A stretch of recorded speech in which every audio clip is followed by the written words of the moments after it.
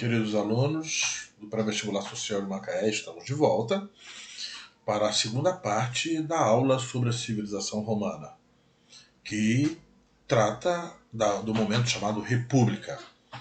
Esse momento é bastante emblemático, é bastante marcante na história de Roma e na história como um todo para o nosso conhecimento, porque esse momento é que vão se firmar as estruturas escravistas de Roma. Esse momento é o momento em que a estrutura social, política, econômica de Roma vai ganhar a sua essência. É o momento que nós muito conhecemos através da filmografia hollywoodiana.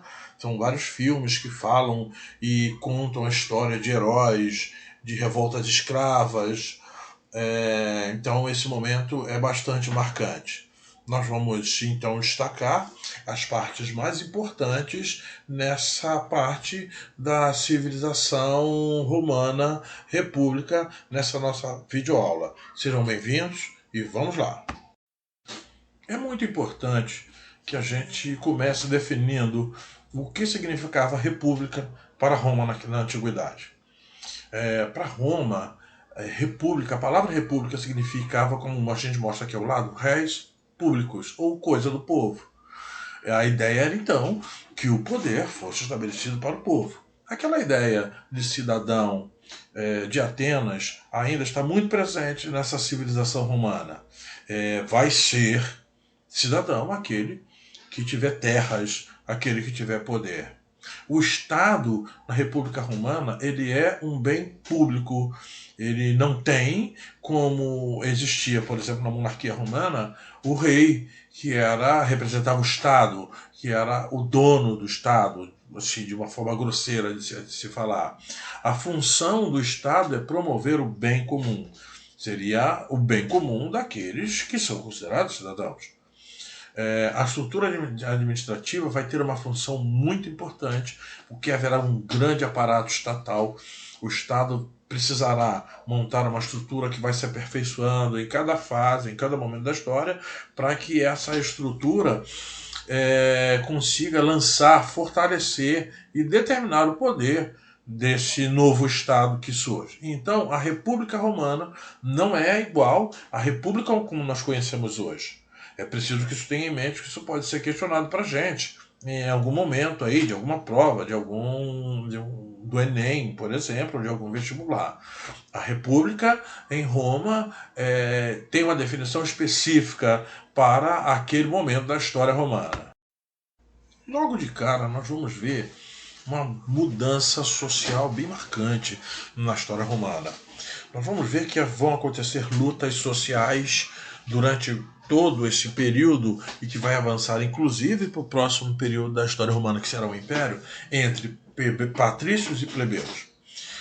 Essa disputa vai caracterizar esse momento da história romana, porque os plebeus não são escravos, eles são homens livres, eles produzem economicamente, mas eles não têm direitos sociais.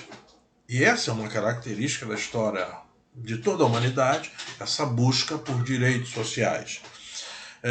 E aí nós temos uma lista aqui ao lado das lutas, das disputas em que plebeus, patrícios e plebeus, vão no Senado, através da instituição que vai representar as leis, vai determinar o poder em Roma, eles vão começar uma série de disputas. Será muito interessante que nós tenhamos assim o conhecimento de algumas delas, não precisamos decorar datas, não precisamos decorar nomes, mas que nós tenhamos a noção de que essa série de disputas, essa série de lutas, essa série de tomada de poder, de criação de leis, como por exemplo a lei das 12 tábuas, elas podem aparecer para a gente num questionamento de uma outra forma, e que a gente tenha em mente que não adianta a gente gravar data.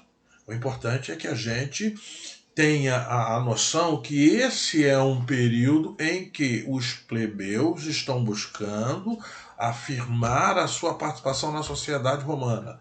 Eles estão buscando o seu espaço.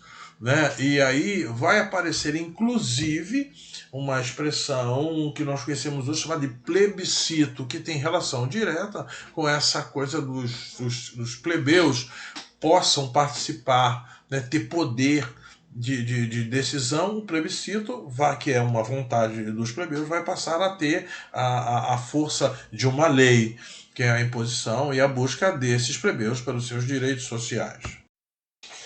Outra característica marcante na história de Roma que nós discutimos aqui é a expansão romana. Ela é importante porque vai trazer muitos escravos, vai dar domínio de Roma por outras terras. E esse poder vai se firmar principalmente através da expansão da Península Itálica no Mar Mediterrâneo. Haverá um outro momento que vai surgir uma expressão na história romana que diz assim, o mare nostrum, ou seja, o mar é nosso. Será um momento que a gente vai discutir na próxima etapa, mas é bom a gente saber que essa expansão romana começa aqui pela Península Itálica.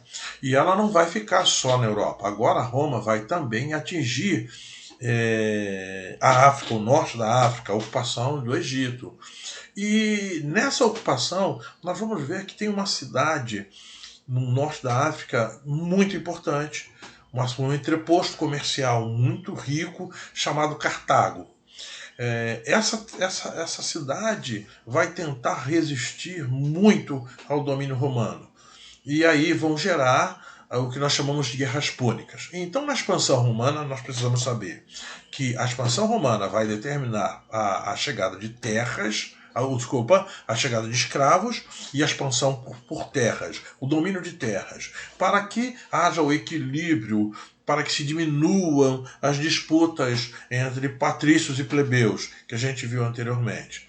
Essa expansão vai atingir o norte da África, então Roma está crescendo já em outro continente, e uma das cidades marcantes nesse momento da expansão que vão resistir é Cartago. E Cartago vai gerar um contexto de guerras chamado de guerras púnicas. Como resultado, nós temos o aumento de escravos, vai se firmar o modo de produção escravista, o aumento de terras, mão de obra que se chega. Agora, a ideia de que trabalho é coisa de escravo vai ser mais firme do que nunca, e os plebeus, consequentemente, não vão ter trabalhos, não vão ter terras nessas conquistas, e vão fazer o quê?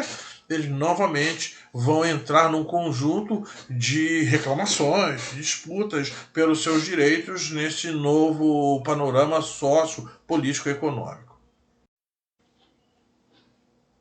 Nós já definimos aqui, aí adiantamos, Cartago, uma cidade com entreposto comercial, um ponto de ligação para o interior da África, mantém contato com muitos povos que já produzem algumas riquezas, alguns produtos agrícolas. Tem a parte centro-ocidental da África ainda não explorada, mas que mantém civilizações desenvolvidas, né, na metalurgia, na agricultura, na produção de tecidos, levam todas para essa cidade. E essa cidade vai ser muito interessante para Roma. Roma vai ter muito interesse em dominar esse ponto estratégico até para alimentar a sua economia. Os patrícios buscam de qualquer forma dominar essa cidade, e que vai resistir. Cartago não vai se entregar facilmente, e esse contexto vai gerar uma série de guerras muito violentas. Um contexto de uma violência muito grande entre romanos e cartagineses. É esse contexto que são chamados de guerras púnicas. Esse momento da história romana, nós vamos ver que na República, no primeiro momento, não há nenhum evento que mereça registro. E aí nós temos o avanço pela Península Itálica e pelas guerras, e que vão gerar as guerras púnicas, que Roma versus Cartago. Na Península Itálica nós temos a Grécia versus Roma, nós vamos ver aí características específicas. Roma, no final, acaba obtendo a sua vitória. E nas guerras púnicas, que nós já comentamos aqui, nós identificamos Cartago como um centro comercial importante, quem quiser dominar o mar Mediterrâneo, uma cidade marítima. Os fenícios são excelentes comerciantes, e é um monopólio de ligação, por isso dessa importância. Esse quadro, de um modo geral, mostra para gente que Cartago vai tentar algumas vezes se insubordinar, mas não vai conseguir, e a Terceira Guerra Púnica é que vai definitivamente mostrar o domínio de Roma nessa região da África, muito importante comercialmente. E aqui nós temos o resultado dessa expansão romana. O comércio marítimo passa a ser uma das características econômicas de Roma, o domínio do mar Mediterrâneo, o início do domínio do mar Mediterrâneo, avança para o norte da África, vai até a Espanha, Grécia, Macedônia e Mar Negro. Nesse momento temos o grande desenvolvimento comercial de Roma, aumenta muito a mão de obra, muita quantidade de escravos, plebeus perdem empregos, plebeus são marginalizados, vão começar os questionamentos sociais dentro da República Romana. Pequenos agricultores vão falir, muita oferta de produtos, então haverá falência. É mais barato importar trigo que comprar desses pequenos produtores, e isso vai gerar mais uma crise dentro da civilização romana, que vai dar início a um processo de desagregação da República e a instauração do Império. Bom, aqui costuma-se dizer que é o início do fim, da República Romana, porque começa uma transição gradual para o Império, que é a próxima etapa, que é a nossa próxima aula, num outro momento. Esse início do fim, ele vai justamente aparecer na formulação de leis para resolver os problemas de conflito, ainda os problemas de conflito, as disputas entre patrícios e plebeus. Eu estou frisando bastante isso, e vocês precisam prestar bastante atenção nisso, porque todos os questionamentos que vão passar dos problemas nos vestibulares aí sobre a sociedade romana vão passar por esses conflitos na República, sobre os conflitos entre patrícios e plebeus. Sempre esse conflito será muito marcante na história da República Romana e na história de toda Roma, de um modo geral. Bom, o problema que se precisa resolver é como conseguir mais escravos com a proibição da escravidão por dívidas, a expansão, as guerras. E aí isso já começa a mostrar para nós que vai surgir uma nova classe, que serão os militares, que vão ter muita importância, muita influência nesse novo momento. A solução, então, seria a expansão militar. E a guerra vai trazer prisioneiros, que vão ser os escravos. Nesse momento, vai surgir também uma expressão que nós conhecemos muito, que se refere aos bárbaros. Aqueles que não se submeterem à cultura, ao modo de vida, à forma econômica, o comportamento romano, vão ser taxados como bárbaros, vão ser discriminados. Então, quem está fora dos padrões sociais, das fronteiras do Império Romano, serão chamados de bárbaros. Atenta para esse detalhe, porque no próximo episódio, na próxima etapa, os bárbaros vão ter uma importância muito grande. Então, o projeto para resolver isso seria um projeto chamado o Mare Nostrum, que nós já falamos aqui, que seria a conquista do mar Mediterrâneo. Dessa forma, o que se apresenta como uma solução vai se apresentar também como uma desagregação do momento da República Romana. Essa imagem ao lado mostra pra gente dois irmãos, Tibério e Caio Graco, que representaram um momento de conquistas importantes para os plebeus. É um momento em que as disputas do poder vão levar ao final da República Romana. O primeiro deles é Tibério Graco, que é eleito pela tribuna da plebe para representar os interesses dos plebeus. ele propõe uma reforma agrária, aí nós temos um problema, porque reforma agrária vai representar tirar terras dos patrícios, tirar poder dos patrícios. Quem tem terra tem poder, tem participação política. Então isso vai levar a um desentendimento. É claro que Tibério vai ter o apoio, né, dos plebeus, vai ter uma popularidade marcante, mas isso vai levar ao seu assassinato. Os patrícios vão organizar um assassinato de Tibério Graco, na tentativa de limitar essa ascensão dos plebeus ao poder. Tibério, então, é substituído pelo seu irmão Caio, e também eleito pela tribuna da plebe para representar os interesses dos plebeus. Ele cria uma lei chamada frumentária, que reduz os impostos aos plebeus e aumenta os impostos aos patrícios. Tirou o imposto da classe dominante, né? Desde aquela época, né? Vai ser assassinado, né? Então nós temos aqui uma situação interessante, que aumentar imposto para rico e diminuir imposto para a classe média ou para os pobres é uma situação de risco para quem governa, né? Há uma taxação, inclusive, de quem faz isso, quer tirar direitos, quer criar umas novidades, digamos assim, nas leis que contrariam o direito dos ricos. E o assassinato de Caio, no entanto, vai levar a uma guerra civil. Os plebeus vão entrar numa guerra civil e aí, para resolver a questão da guerra, vai ser convocada uma ditadura, que vai ser uma novidade aí na história romana. Então, a guerra civil, se os romanos não se entenderam na república, vai gerar uma outra forma de governar, que é a convocação dos ditadores. Os primeiros ditadores foram Mário e Sila. Eles tinham a missão de evitar os problemas internos, resolver essas questões de guerra, né, entre romanos, entre patrícios e plebeus. Eles tinham a missão também de promover novas conquistas externas. Eles tinham essa noção de que essas conquistas externas resolveriam os problemas sociais, desde que repensada a forma, os direitos dos próprios plebeus. Esses caras eram generais do exército, então eles tinham o apoio do exército, eles tinham o apoio da plebe, eles tinham status de heróis nacionais. Então isso fazia deles, tinha um diferencial.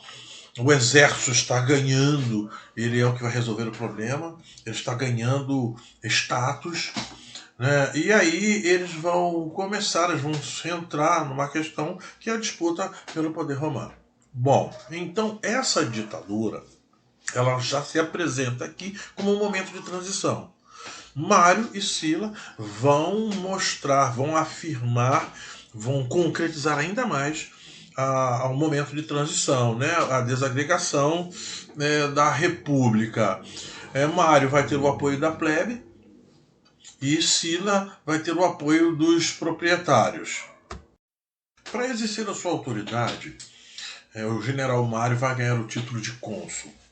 E as mudanças que ele vai promover serão mudanças que facilitam a inserção dos plebeus nas fileiras do oficialato do exército romano.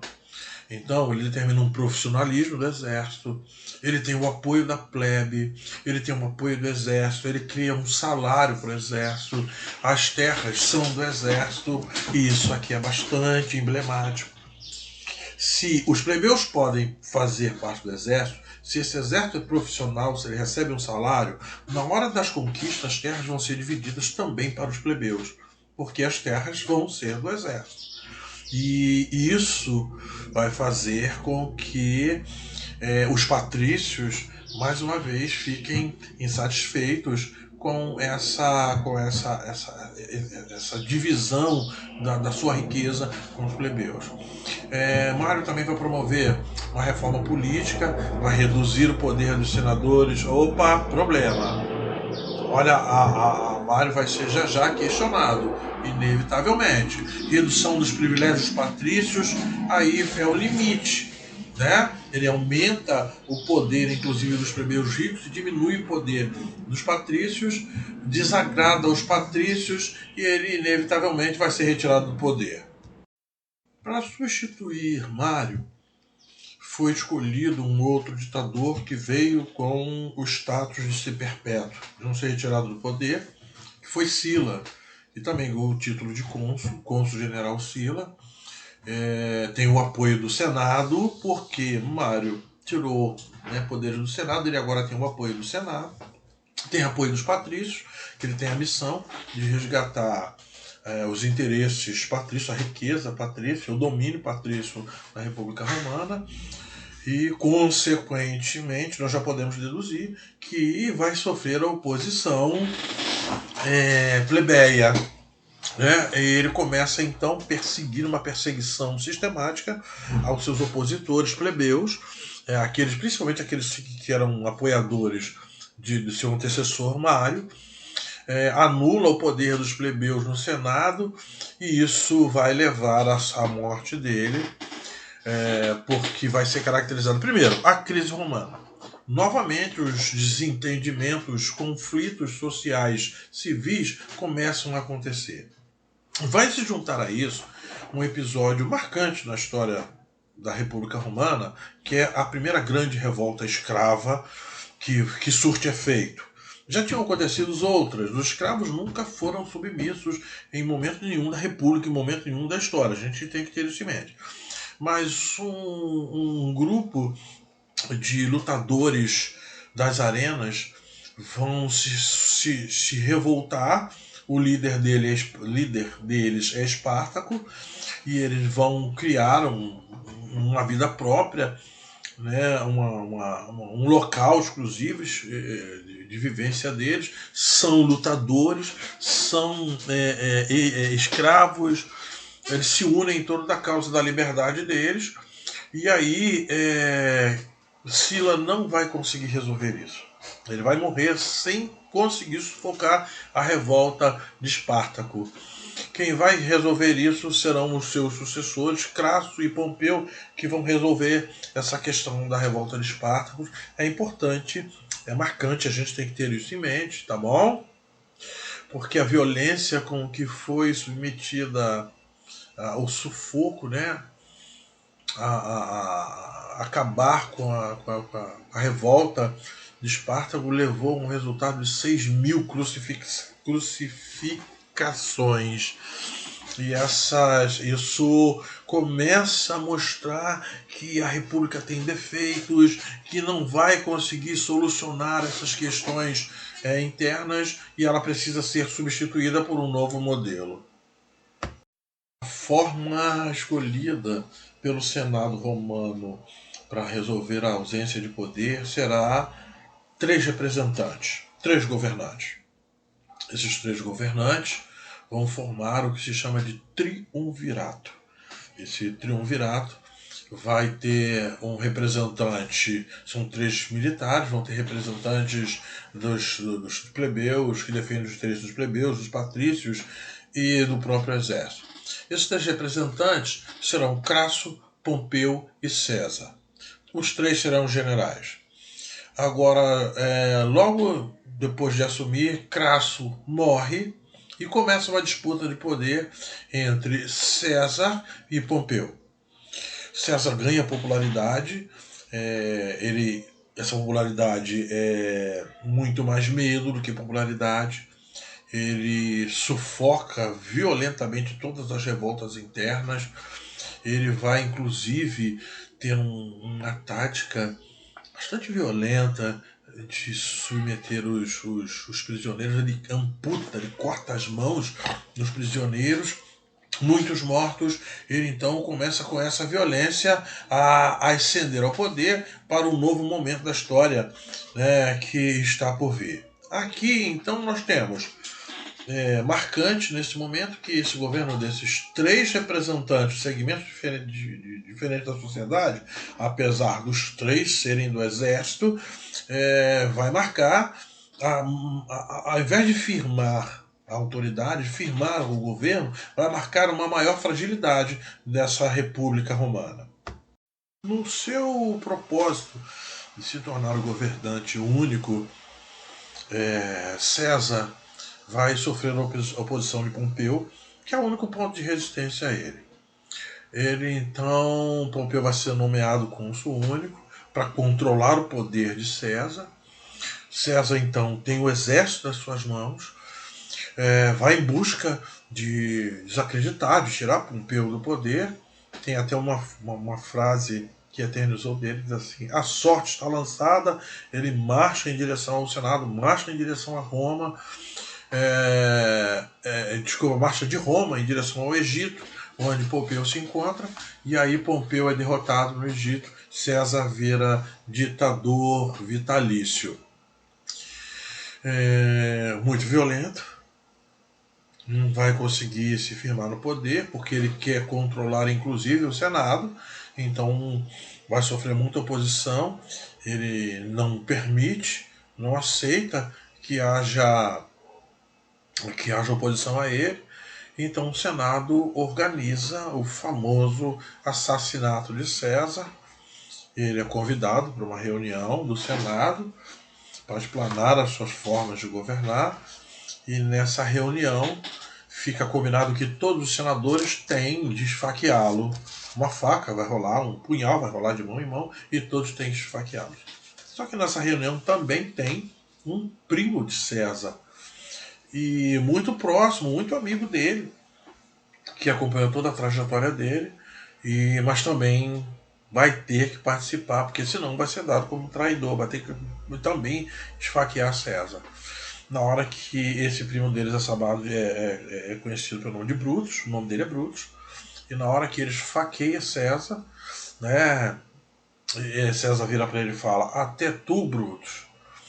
Isso vai gerar uma tremenda revolta, uma revolta violenta dos militares, e vai começar inclusive uma perseguição a esses traidores do Senado.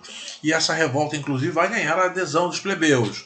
Não há mais como a monarquia, a república se sustentar. É preciso encontrar alguém que seja uma unanimidade, alguém que represente os interesses de todas as classes sociais. Então, esse é o momento em que se entende que a República Romana não tem mais como sobreviver. Os herdeiros naturais ao poder, nesse momento, ao poder de César, seriam 3 generais muito famosos, muito respeitados pelo exército, pelo Senado e pelos plebeus. Marco Antônio, Lépido e Otávio, que deveriam então, naturalmente, formar um segundo triunvirato. Só que Marco Antônio está resguardando os domínios romanos na Ásia. Lépido está resguardando, é o representante, né, de Roma na África. Só quem está na Europa, está mais próximo de Roma, nos domínios romanos, do que vai ser mais tarde a Europa, é Otávio. E Otávio é sobrinho de César. Inevitavelmente, né, ele vai querer herdar todos os direitos do tio, vai tentar se impor como um herdeiro natural do poder do tio. Marco Antônio se envolve com Cleópatra, amorosamente com Cleópatra no Egito, e isso faz com que haja um desentendimento dele com os demais generais, que acham que ele é fraco, né? Não teria a autoridade suficiente, a respeitabilidade suficiente para se envolver com uma estrangeira. Lépido vai morrer, né? E aí começa então naturalmente o poder cair nas mãos de Otávio, né? Otávio submete Marco Antônio, e esse poder vai ser todo centralizado em Otávio, que vai ganhar o título de Augusto. É um título meio, dá um sentido meio de divindade, e aí vai nascer o Império Romano. Bom, a República aqui termina e começa o Império. Tenhamos em mente que as questões sobre a desagregação da República estão diretamente ligadas às disputas. Primeiro, às disputas de poder entre o Exército e o Senado. E depois, entre as lutas civis entre patrícios e plebeus. Essas são as marcas registradas da desagregação da República, que não teve só desgraça, né? Não foi só um momento ruim, porque a expansão romana se dá nesse momento, a conquistas de terras da Grécia, de Cartago. Então esse é um momento de uma ascensão e uma queda, né, de Roma, que vai agora, quem assumir o poder, Otávio Augusto, vai ter a obrigação de resgatar a opulência do Império Romano, agora do então nascente Império Romano, e de toda Roma como um tal. Vai ser um momento, o Império vai ser um momento de uma expansão máxima, de um maior momento de glória, mas também vai ser um momento da desagregação e queda do Império Romano. Nos vemos então na terceira parte do Império Romano, desculpa, da terceira parte da história de Roma, que vai falar do Império. Até mais.